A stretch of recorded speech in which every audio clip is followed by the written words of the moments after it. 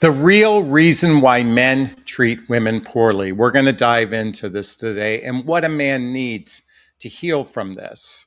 So many of us walk into adulthood carrying invisible wounds from things our parents said, sometimes cruel, sometimes subtle, that shaped how we see ourselves and what we believe we deserve in love. If you're struggling in a relationship, it might not be about your dating skills. It might be about your emotional inheritance. You're not broken, you're conditioned, and healing is possible. So today we're going to dive into 30 wounds we adults, oftentimes adults experience in childhood. And then I'm going to lay out 5-step healing process, whether you're a man or woman seeking love. And let me just say this isn't easy work, folks. This takes some real conscious effort to actually work on oneself, whether you are a man or a woman seeking a romantic relationship. So let's dive into some of the cruelest things parents say and how they shaped us as adults. And again, how this has shaped us as an adult. So just want you to know I have a list, so bear with me. I'm going to be reading from my notes, okay? 15 cruel things parents say. You're such a disappointment. You're such a disappointment. Adults may constantly seek validation or avoid risk of fear of failing again. I want you to think about that. When a parent says to you once as a child, it may sink in that you're a disappointment. I know I've heard that from my parents.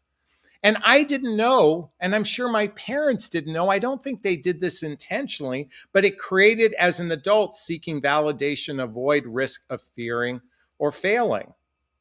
I wish you were never born. Deep rooted abandonment wounds, low self worth, even suicidal ideations. What about you're too sensitive? Toughen up. Adult represses emotions, struggles to feel safe, and being vulnerable. I know I experienced that growing up from my parents. Things like you're too sensitive, toughen up. If you experience that one, please post a comment because I'm sure that's one of the constant things many of us heard growing up that deeply affects us as adults. And you have to understand these scripts that we heard from our parents over and over and over again creates our adult belief system, how we operate in the world, and it oftentimes creates negative patterns within ourselves and causes us to be small. Here's another one. Why can't you be more like your sibling? Chronic comparison complex, jealousy, and a lack of identity. You're going to end up just like your mother or father when said negatively. Shame around inherent traits, fear of becoming bad or broken. Think about that. I want you to think about this for a moment. Because, when I talk about childhood wounds and adult traumas in my videos, I'm not talking about severe abuse, whether physical or emotional. I'm talking about the subtle things that happen in our lives. And, as you're listening to this, you're probably checking the box. Yeah, I heard that one. Yeah, I heard that one. You're lazy. You'll never amount to anything. Either hyper achieving perfectionism or paralyzing self-doubt. Think about that, paralyzing self-doubt or hyper perfectionism. Are any of you hyper achieving, hyper perfectionist? I know many of the clients I work with might be feeling one or the other, and I suspect it's from a script they heard from their childhood. Shut up, nobody wants to hear you. Fear of speaking up, social anxiety, creative suppression. What about this one? You're so fat, ugly, or stupid. Lifelong body image issues, dysmorphia, or eating disorders. I know I heard something similar to that. Many of you that have watched my channel know that I had a third grade teacher say to the classroom, to everyone, you're stupid. You're stupid. And I want you to know something. This carried a deep wound in my life. I have, for the longest time, have thought I've been stupid. It's interesting because I still sometimes feel it today. It shows up in a variety of different ways that I'm incapable, I'm incompetent. Just because one teacher said that to me in childhood, it created an ingrained message script inside of me. And I want you to know all of these scripts are like code, computer code. I want you to think of, if you're familiar with coding at all, there are lines in code, lines of code. I'm talking about a computer program, lines of code, lines of code, lines of code, lines of code. Well, these scripts that we heard growing up are similar to these lines of code. And there's no wonder we humans, dare I say, have flaws. We have glitches. We have viruses in our emotional well-being because many of us haven't healed from that. And as I said to you a moment ago, I'm going to share with you a 5-step healing process, okay? Stop crying. I'll give you something to cry about.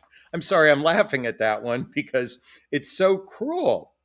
It creates emotional repression, disassociation, and explosive anger later on in life.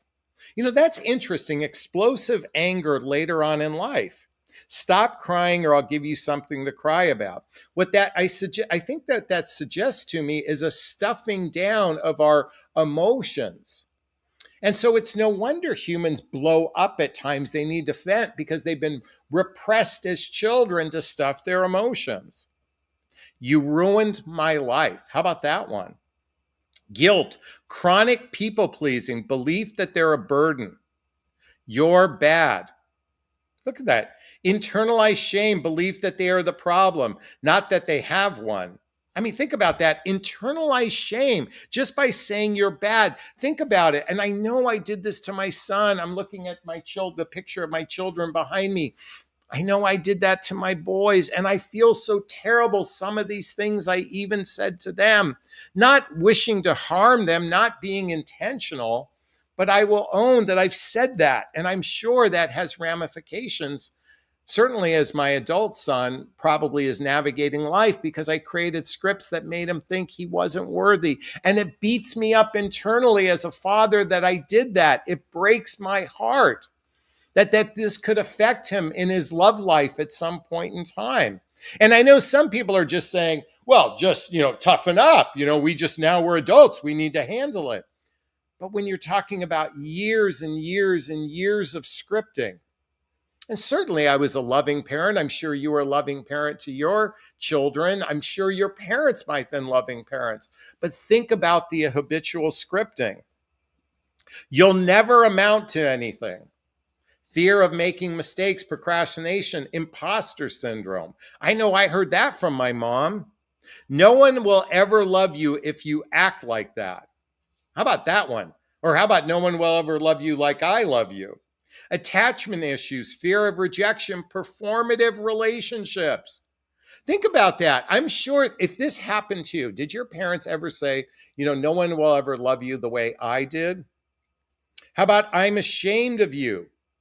Oh my God, I know that happened to me. I remember one specific incident where I did something. I opened up presents to something my father bought for a picnic party that my dad was responsible for the presents, and I opened them all up. I'm ashamed of you. And I heard that as a 10-year-old boy. Core shame, self-loathing, hiding authentic self. Grow up, stop acting like a baby. Grow up, stop acting like a baby. Disconnect from the inner child, emotional bypassing, unresolved trauma. And those are the cruel ones. What about the less cruel ones? I'm only hard on you because I love you. Confusion between love, criticism, acceptance, tied to performance. I'm only hard on you because I love you. How about this one?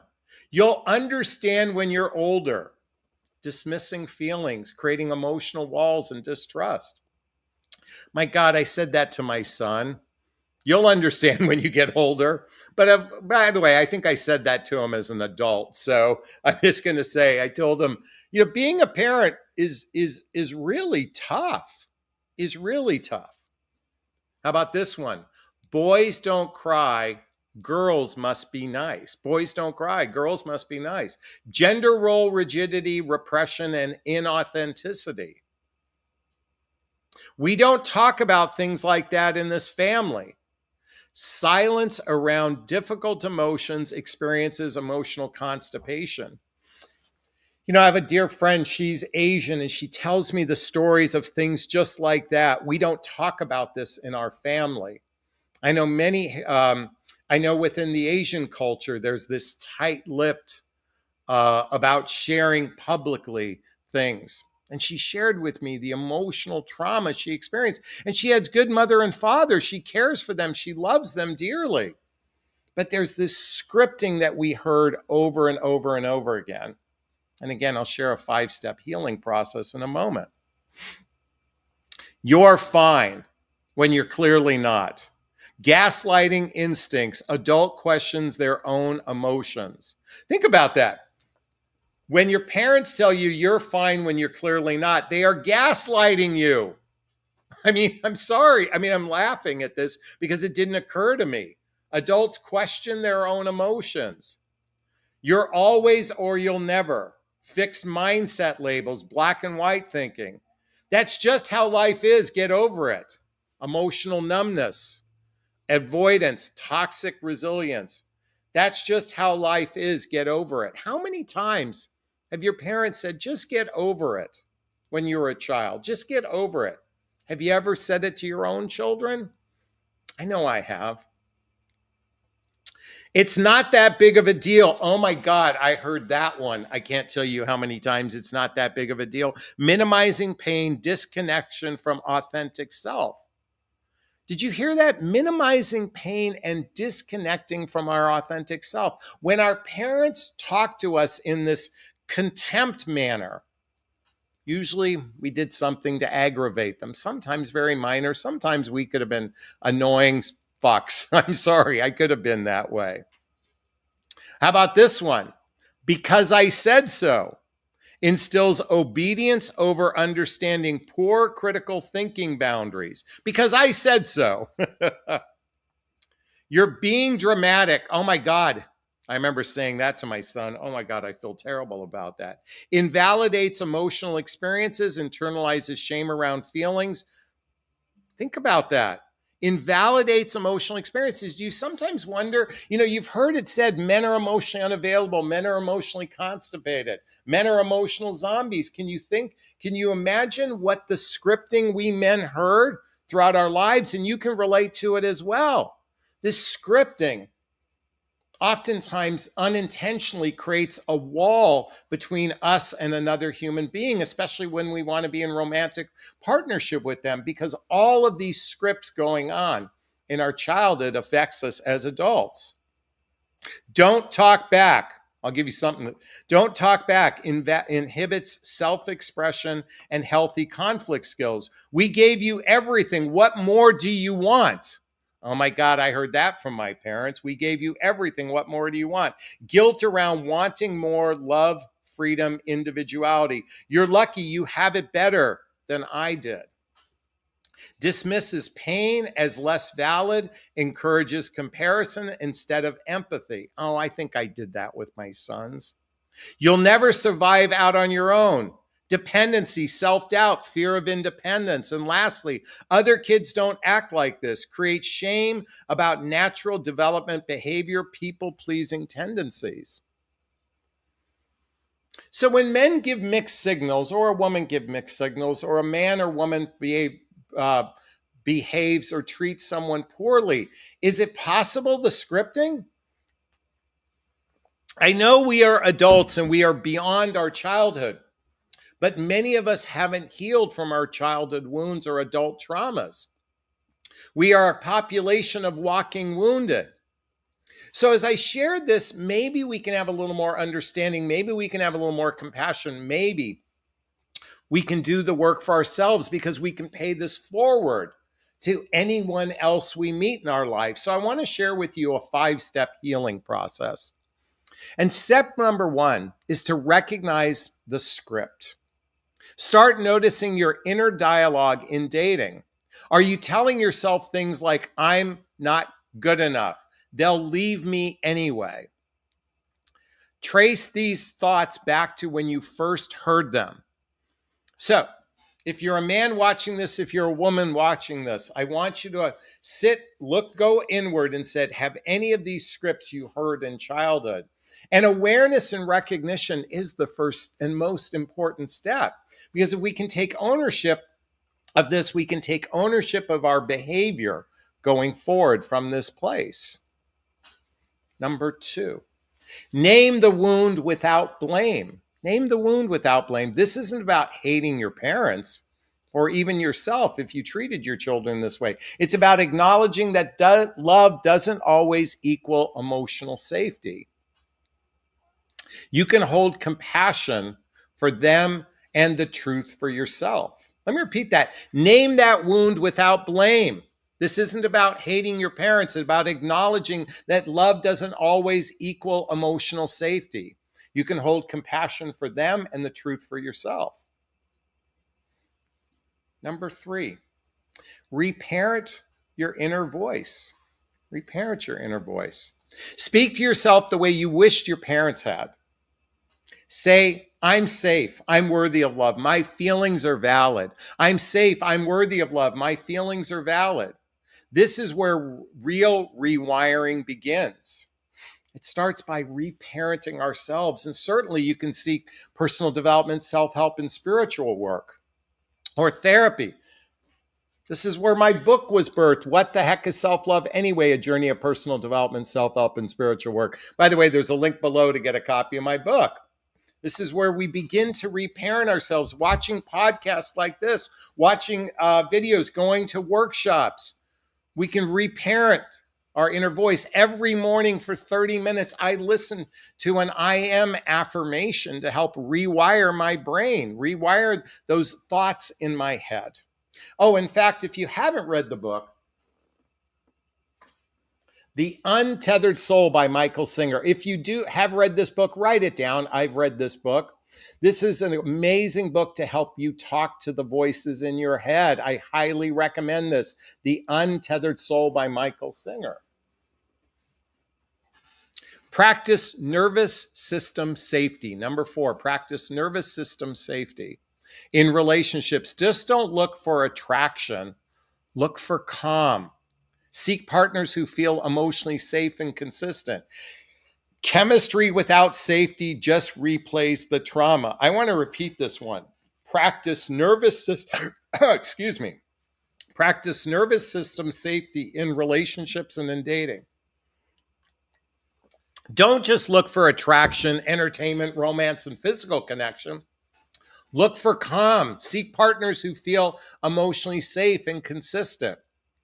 Chemistry without safety just replays the trauma. And lastly, date from a place of wholeness, not wounding. Healing these scripts let you choose partners from clarity, not depression or desperation, You're no longer trying to fix your childhood through your romantic life. You're building something new. You know, ladies, if you've been watching my channel, I know many of you say, why aren't men doing the work? Why aren't men doing the work? Well, I can relate to that. I didn't do this work 20 years ago. I was an unconscious man that had no clue of my childhood wounds or adult traumas. It wasn't until I hit rock bottom that I began doing inner work. And many of you might not have had to hit rock bottom to get there. I know I did. I know for many men, we have to experience a humbling event before we begin to shift. But let me just tell you this. I believe in paying it forward. If you watch this video, then share this video with someone that it might make a difference in their lives, whether it's a man or a woman. And this is simply a wake-up call to going and doing the inner work to heal, because everybody needs this, because we all had these scripts going up. And while we don't look at our parents as bad, believe it or not, they unintentionally hurt us. That affected our love life. And this is one of the reasons why dating, mating, or relating feels like the Hunger Games out there. And when we begin to do the inner work, we start to attract better experiences in our life. Is this sinking in? Is this resonating with you? Please let me know. I'd like to hear your thoughts on what I just shared. Post a comment below. I do my best to read them all in the first 24 hours. And if you find value in my videos, please hit that like button. Please share this video. Please subscribe to my channel and hit that notification bell so you can be notified of new videos as well. All right, those who know my life format know it's time for Q&A. Hey, if you have a question, there's a little chat box in the corner. Write the word question, then post the question thereafter. Or you can purchase a super sticker, super chat. There's a little dollar sign in the chat box. All the monies from the super sticker, super chat goes to a scholarship fund in the name of my son, Connor Asley. This is a picture of him right here. He's my son who passed away 7 years ago this past week. And in his honor, we donate to causes like the Hoffman Process, Insight Institute, and scholarships to coaching as well. Our goal tonight is $50. I'd appreciate some love. I can't believe it's been 7 years since he passed away. Fuck, I can't believe it's been 7 years since he passed away. And I'd really appreciate your love. Okay? Look at Debbie already started us off with the $20 super sticker. Thank you for the love. We appreciate you so much. So, if you have a question, if you want to join the hot love seat, by the way, you can join me live as well. I just post a link. We can have a conversation. We can talk about this, the real reason why men treat women poorly and what he needs to do, or anything you want to talk about live on camera for the world to see. So I invite you to click that link that I just posted and let's have a chat as well. All right, let's see what we got here. Debbie earlier said, this is sinking in, Captain. Thank you so much. Let's see. Let's see what else we've got here. Debbie also said, oh my God, this breaks my heart. Jess says, how about your dad didn't really want me to have you, or your mom didn't want to raise you, preferred your other siblings? Yeah, these are types of things our parents said that can deeply affect us as adults, you know? So let's keep going here. Jess also says, abuse doesn't have to be physical. Exactly. And again, these scripts weren't unintentional by them. They weren't intentional. Our parents said things that didn't mean to hurt us. You know, I wonder something. I mentioned my son, Connor, but when my oldest son, Colin, was born, he fell down. I immediately rushed to him and cradled him.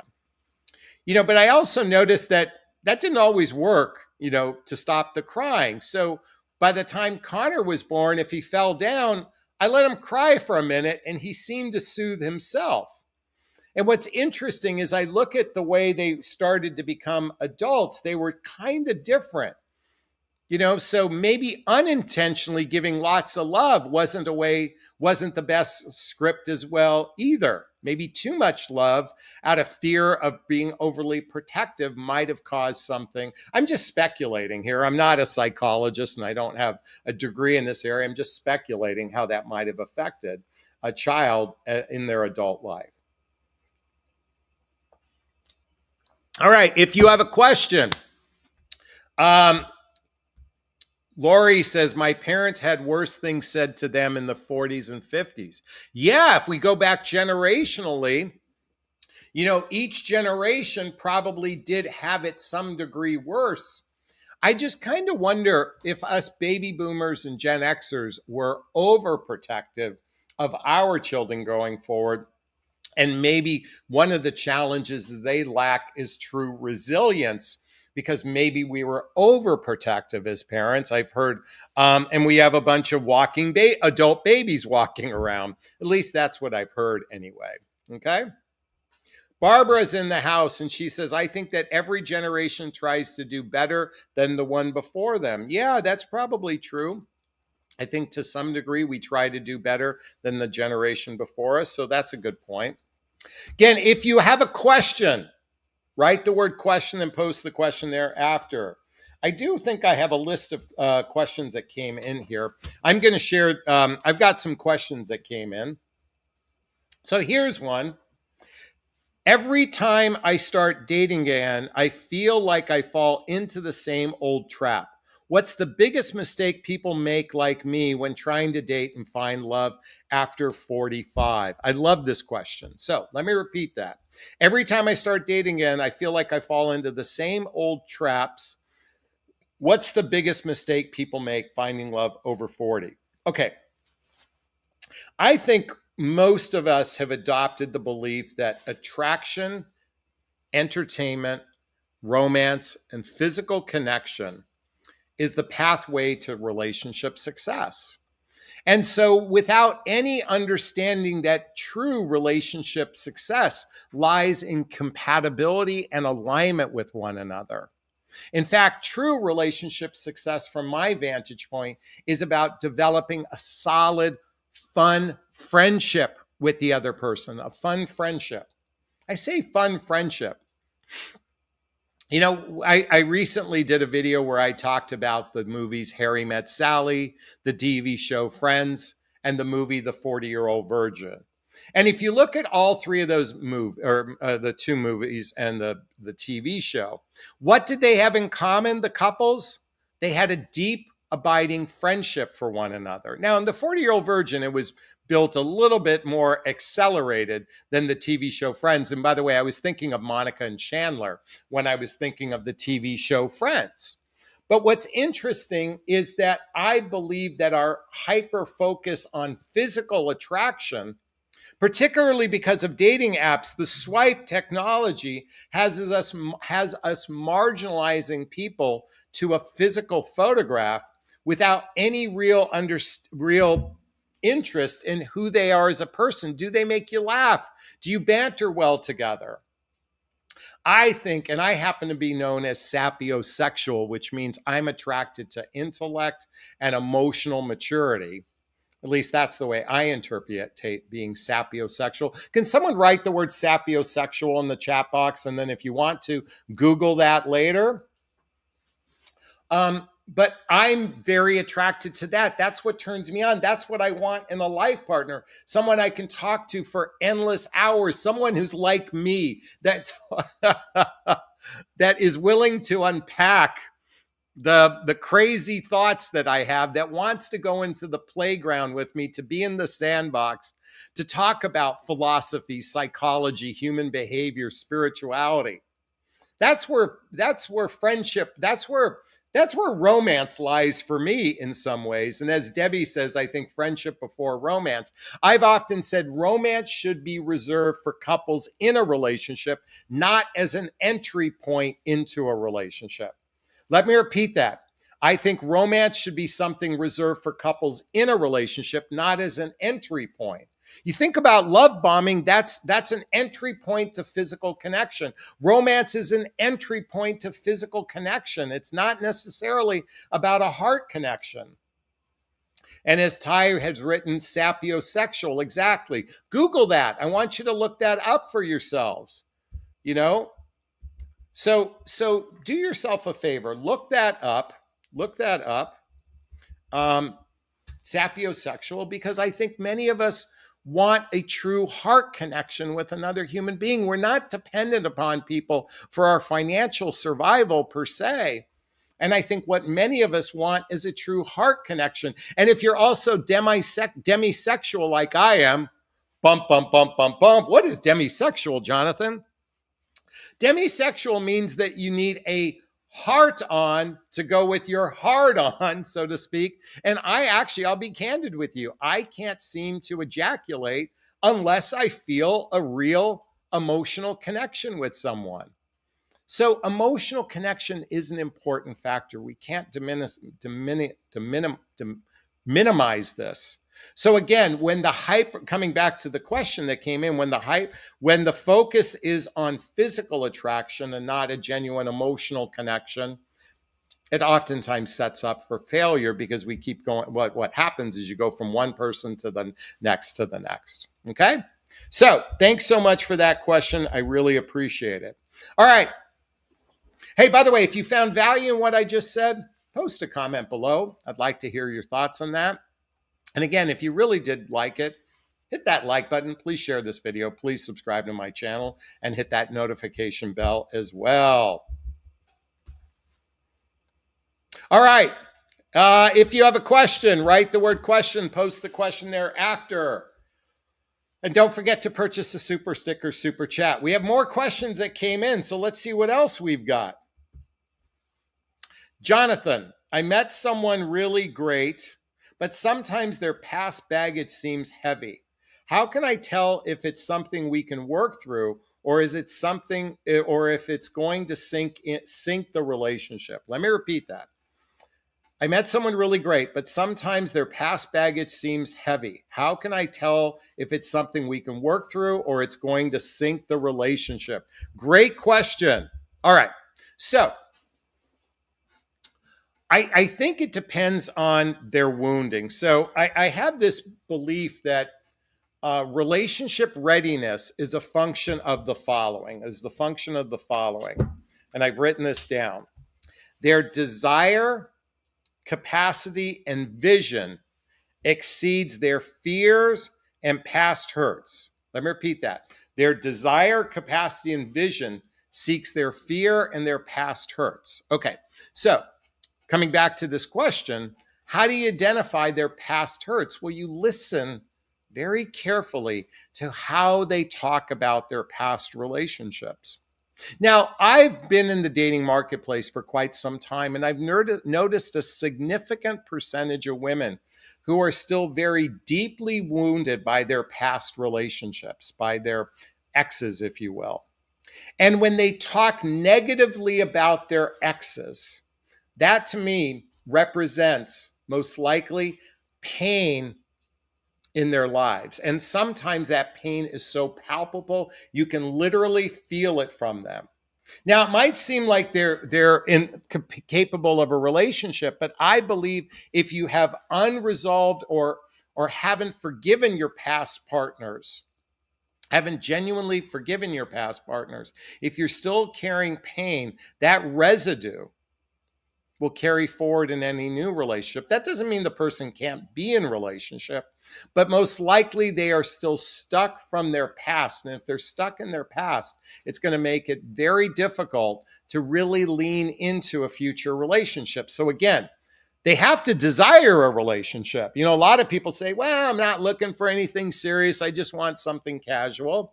And certainly I can understand why a lot of people want casual, because their past hurts exceed their desire, or their capacity is that capacity to lean in. And the vision of wanting a relationship. By the way, many people after 45 who are divorced don't want a serious relationship because they got burned. So this requires being a little bit of a detective,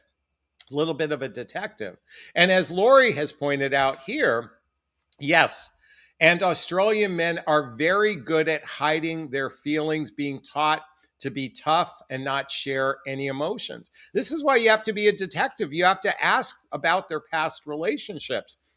And you're looking for the subtle clues sometimes. You're looking for that person who's not willing to say anything. Because if he's not willing to say anything, then chances are he's not even emotionally capable of being in a relationship. That doesn't mean from an emotional standpoint, that doesn't mean he can't give you sex and pay your bills. You know, that's certainly available to them, or available.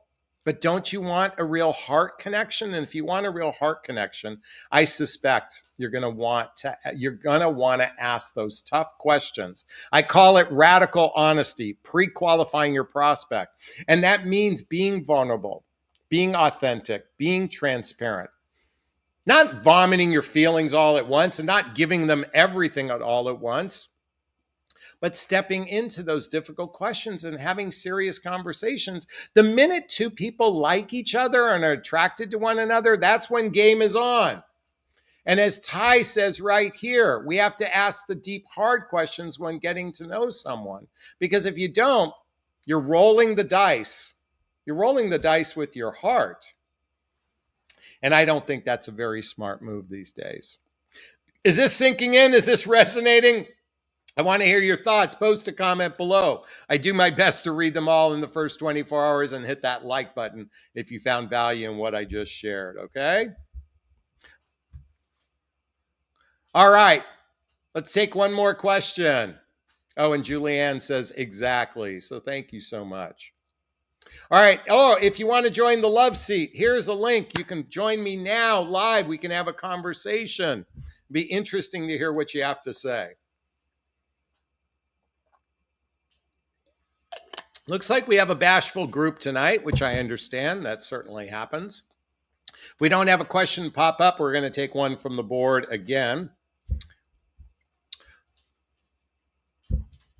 Okay, the next question is, I know I want someone emotionally mature, but honestly, I'm not sure I know exactly what that looks like. What are the real signs of emotional maturity I should look for? What are the real signs of emotional maturity I should look for? Um, Kind of to piggyback on what I've said repeatedly over the years, is emotional maturity is that capacity to be self-aware. Now, to me, self-awareness is the capacity to recognize one's fears and insecurities and our negative judgments for others and how our actions affect others, our limiting beliefs, our negative patterns that give us pain. I think when we can understand ourselves from an objective point of view, more importantly, taking personal responsibility for when we get triggered by people, that's a great sign someone is capable of leaning in. So I think diving into our greatest fears around relationships might be one of the most important questions to ask someone. Can someone write that in the chat box? Ask the question, what's your greatest fear when entering into a relationship, or what's your greatest fear about being in a relationship? Folks, I will share with you my greatest fear. My greatest fear is letting someone down, not being enough, not being able to support someone, not being able to take care of someone. That's my greatest fear in relationship. And I will tell you, on some level, that might sabotage the way I operate when dating, because I'm afraid I will get rejected later on down the road. So this fear is almost like a shield to protect me. By holding on to the fear, it blocks me from opening up to someone at a deeper level. It's not that I want to do this, I'm just aware that this is something within myself.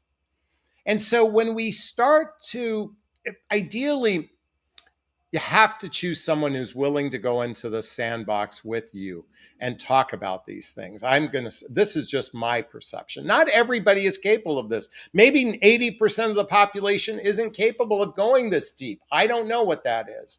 I just know for myself, I'm willing to not vomit my emotions and feelings and fears and floodlight them with so much that it's going to cause them to run away. But I'm here to say that I'm aware that my greatest fear is letting someone down. And I suspect that might be for a lot of men. I think one of the reasons why men treat women poorly in the romantic sense is we're driven by our penises to want to create a physical connection. But at the end of the day, we might not feel, for lack of a better word, man enough to support the container of the relationship. And a lot of men don't even know what the container of the relationship looks like. For me, the container of a relationship was go to college, get a job, meet someone, get married, buy a house, start a family. That was the container, and that worked great until I turned 40. Then it all collapsed. Lost my high-end corporate job, got wiped out in the market crash of 2008, and went through a divorce. My identity was pummeled. And so this fear that I have was birthed out of deep pain. It's not that I want to have this pain. And I've done so much work over and over again to heal. And healing is an ongoing process. The self-love piece that I talk about in my book, What the Heck is Self-Love Anyway? A Journey of Personal Development, Self-Help, and Spiritual Work, a link below to get a copy of my book. This is an ongoing process for me, partially because I have scripts growing up from my childhood that told me I was worthless. And then certainly going through that upheaval in my life caused me to think I'm not worthy of love. How many of you feel that way? How many of you deep down feel like you might not be worthy of love? This might be a common theme. I'm not good enough. And dating and relationships trigger our stuff like nobody's business. Dating and relationships trigger our stuff like nobody's business. Um, Lori just points out, I just ended a relationship with someone who just stopped communicating with me, stopped texting and calling. Clearly, he was not interested, could not end it himself. So I did. A lot of this pain that we men and women experience is because we weren't trained, we weren't properly trained in our lives to be in relationship. It's like a muscle, it's a skill we need to learn. And so understand that most men are good guys. We don't intentionally want to hurt someone. This is a byproduct of scripting in our childhood, our childhood wounds and adult traumas.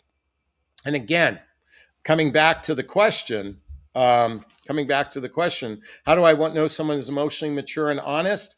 Because they speak from the heart. They're willing to talk about the difficult questions and they're willing to lean into it with you. And that would be a good sign. Is this sinking in? Is this resonating with you? Please let me know. I'd like to hear your thoughts. Post a comment below. I do my best to read them all in the first 24 hours. And if you found value in what I just shared, please hit that like button. I'd really appreciate it. Okay. All right. I saw that Jess has a question. Does promiscuity also have something to do with trauma they had in past relationship or parental relationships? I think it's quite possible. I don't know what that scripting might have looked like. I think in some ways, if a parent unintentionally devalued a child on some sort of emotional level, that they might seek emotional connection outside themselves, constantly seeking validation for someone else. And they go from one person to the next to the next. Now, I will say this, as a young boy, I was horny as hell. I wanted to have sex all day long with as many women as possible. I think a young boy is not promiscuous, he's just horny. I think that's as you get past age 25 or 30,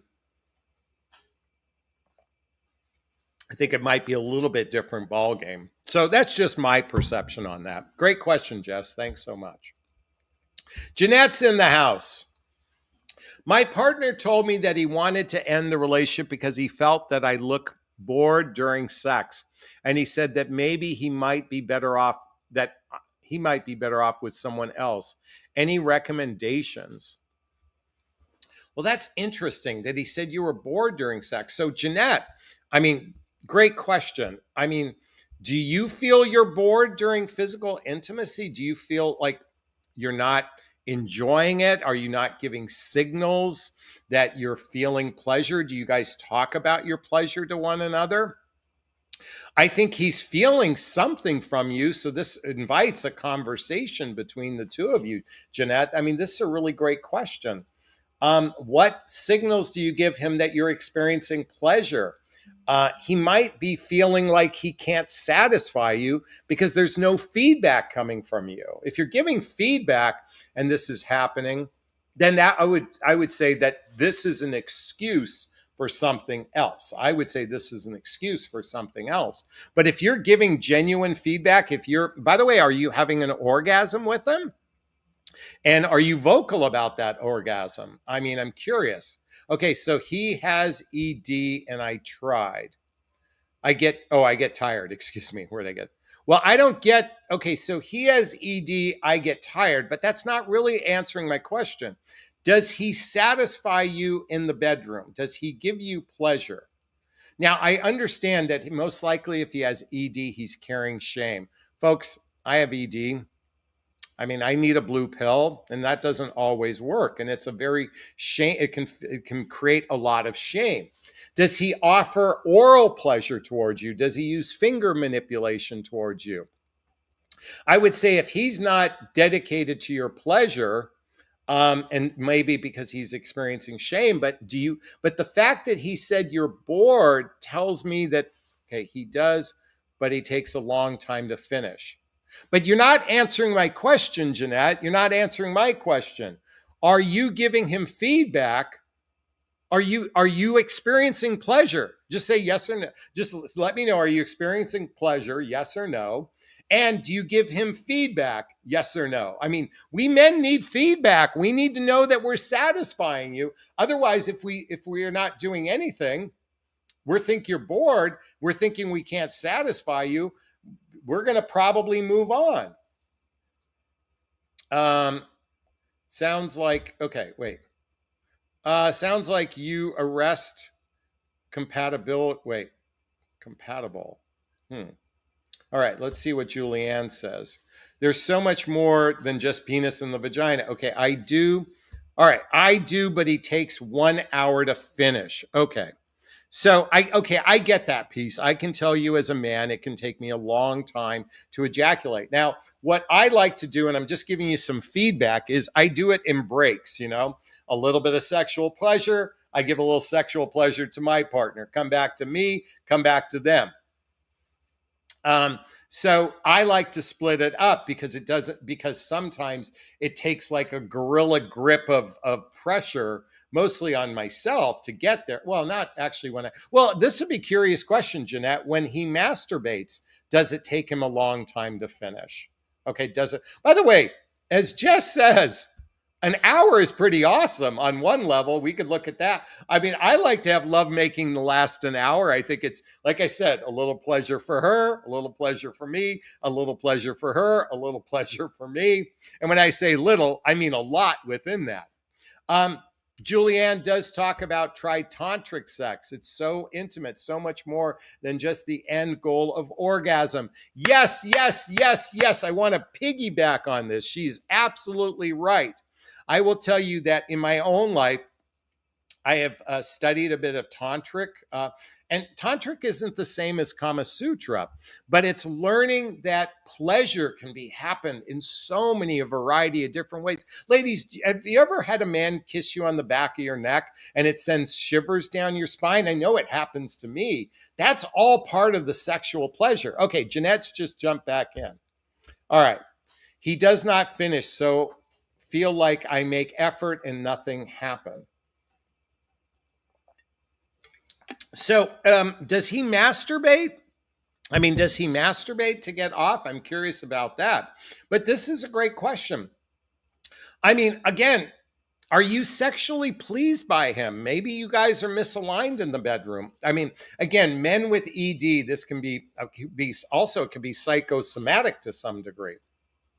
The fact that, okay, so coming back to his comment that he's bored, okay? I think this is a time to have some serious emotional conversations about your sex life together and have some deep conversations. Maybe talk to a therapist that can walk this through. Maybe seek a sex therapist. I'm going to tell you some. I know I have several dear friends that are sex therapists, and they have done wonders for the couples that have come to them to really help enhance the pleasure, to learn how to please each other in ways that they never thought was possible. So that's absolutely available to you. Wait, Joe Daisy comes on and said, if you say you're not meant to meet someone great, you won't. Simply as that. Okay, that's a little bit different than what we're talking about. RM Bell says, been there. I think you should move on. I mean, I don't. Oh, what? Come back. Jeanette's pointing it out. He put the blame on me for his lack of finishing. It sounds to me that the two of you don't have good communication skills. The fact that this has come up time and time again, which I suspect, and you don't have good communication skills between the two of you, then this is a lack of emotional intimacy as well. It sounds like you guys aren't really, I mean, I'm speculating here, so I can't say that I'm accurate here, but you don't have a lot of emotional connection here to talk about it. And maybe he needs that emotional connection between the two of you. Have you just held each other in the presence of looking at one another with loving eyes when you're in the bed, not even being physically intimate with one another, and just hold that space of connectivity? So, in conclusion, I would say that if you want to enhance your sex life with him, then seek a sex therapist, seek some counseling, work on the emotional connection of your relationship. I don't think it's fair that he blames you for this. That's his insecurity popping up. And RM Bells comes back and says, I agree, Jonathan, that sounds accurate based on my own similar experiences to Jeanette. And Julianne wants to point out just massaging, touching, no orgasm, end goal, so intimate. Yeah, I mean, there are so many different ways to receive pleasure, and maybe you both need a little bit of education in this area. And if you decide to do that, you might find, I mean, if the relationship is worth saving, otherwise, it sounds like you guys are going to be emotionally beating each other up, and that's going to end in some calamity later on down the road. And I'm hoping that if you two choose to talk to one another about what's going on, maybe have them watch this video. Share. Well, you probably don't want to have him watch this video because he thinks you're airing his dirty laundry. Um, his dirty laundry, not yours, because you're coming with a very valid question. Maybe seek a counselor for yourself that can help you with the languaging around this. I can certainly do a little bit of that for you as a coach, but I would maybe seek a counselor to help you navigate this for yourself. It's as RM Bell says, this sounds like there's no emotional intimacy between the two of you. That's what it sounds like to me. You have to ask yourself, is this relationship worth investing in? And if it is, then I invite you to seek that work. Is this sinking in? Is this resonating with you? Please let me know. I'd like to hear your thoughts on this conversation. Post a comment below. I do my best to read them all in the first 24 hours. As always, if you find value in my videos, please hit that like button. Please share this video. Please subscribe to my channel and hit that notification bell to be notified of new videos. And if you want to connect with me directly, there's links below to schedule a discovery call with me to see if working with a coach is right for you. There's links to join my group called Midlife Love Mastery. There's a link to follow me on Instagram, social media, get all the books I recommend. And I just want RM Bells points out this is resonating with her. And Julianne says, oops, why isn't that popping up? Try a sex therapist or start researching tantric sex. It involves looking in each other's eyes, syncing up your breathing, lots of touch. Yes, I agree with her 100%. And Jeanette does come back and say, thank you, Julianne. I'm grateful, Julianne, for pointing that out as well. All right, I'm going to wrap up this video as I always do. First off, give myself a big, gigantic Jonathan Barrag of self-love. I'm going to reach into the camera and give you a hug of love if that's okay. I'm going to ask you to turn to someone, a pet, a teddy bear, a pillow, and give it or them a hug of love because hugs are a great source of love. And let's face it, we could all use more love in our lives. I want to thank Joe Daisy, Barbara Ann, Trista, Jeanette, Julianne, Scene, RM Bells, certainly Debbie for the $20 super sticker. And Julianne just gave us a $20 super sticker. Thank you for the love. We appreciate you. Wishing you all a super duper wonderful evening. Be well. Bye now. Bye-bye. Bye.